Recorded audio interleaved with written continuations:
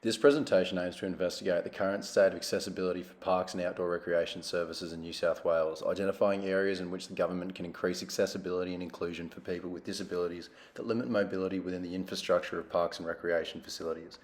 Mental health problems are becoming increasingly prevalent among people that have a disability that affects their mobility.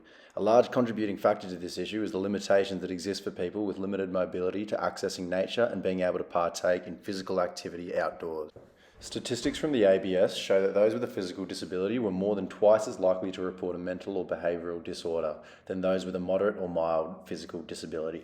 Peter Coventry, a senior lecturer in health services research with the Mental Health and Addiction Research Group, draws a link between people who experience mental health problems and the lack of engagement with nature and outdoor activities. This means that without accessible infrastructure in parks, people with limited mobility are receiving less opportunities to better their mental health due to the restrictions they face in accessing parks and outdoor recreational facilities. The current infrastructure that exists in majority of parks around New South Wales does not provide the required facilities that provide accessibility to people with limited mobility.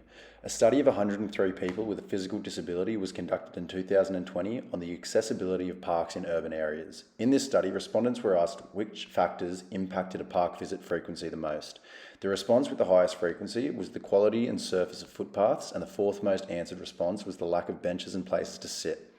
I visited 3 parks within 5 kilometres of where I live. My goal was to assess the quality of access routes to park benches and facilities such as barbecues and toilets. As you can see, the facilities that exist in these parks are surrounded by grass, meaning people who use wheelchairs may not be able to access these resources. National Parks and Wildlife Services and Naturally Accessible are 2 organisations that are implementing measures to increase accessibility of parks in New South Wales.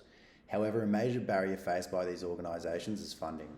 Therefore, this presentation is directed at the New South Wales Department of Health, who are responsible for state-based disability services that sit outside of the NDIS.